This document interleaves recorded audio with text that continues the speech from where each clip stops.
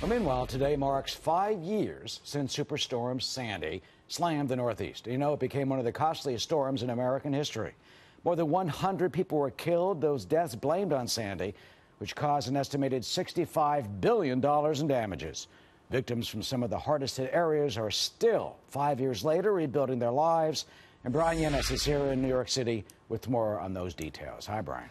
Hi, Eric. Well, look, Superstorm Sandy damaged or destroyed 650,000 homes as Sandy's storm surge devastated waterfront communities in the Northeast, a surge responsible for the majority of the 72 U.S. deaths. Now, since then, there have been obvious signs of successful rebuilding. The Jetstar roller coaster in Seaside Heights that plunged into the ocean on the New Jersey shore was dismantled and replaced by a new coaster this year. In New York, a massive fire that sparked by floodwaters and electrical wiring in the community of Breezy Point burned 100 homes to the ground. Now the neighborhood has dozens of new homes and a sand dune to protect the community from floodwaters. But for many, the rebuild continues. The New Jersey governor's office reports roughly 1 in 5 homeowners are still building. Josette and her husband Ed moved back into Breezy Point just a month ago after spending over $300,000 of their own money to build a stronger home.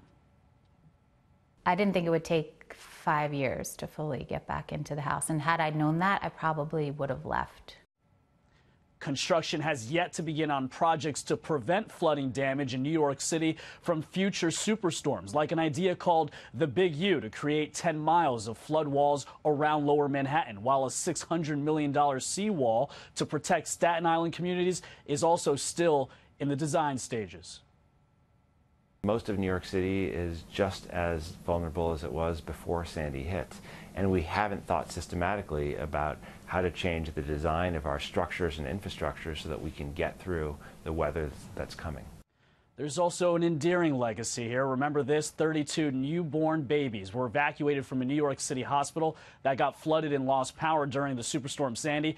5 years later, these babies are now in kindergarten. So their families obviously reminiscing about that harrowing experience. Now, a reminder of the enduring threat. We are keeping an eye on that tropical storm, which is tracking up the eastern seaboard, seeing the effects today and tomorrow. So, again, we are preparing, as always, for the next storm. Yeah, and sadly, they predict it could potentially happen again. Bryan, thank you.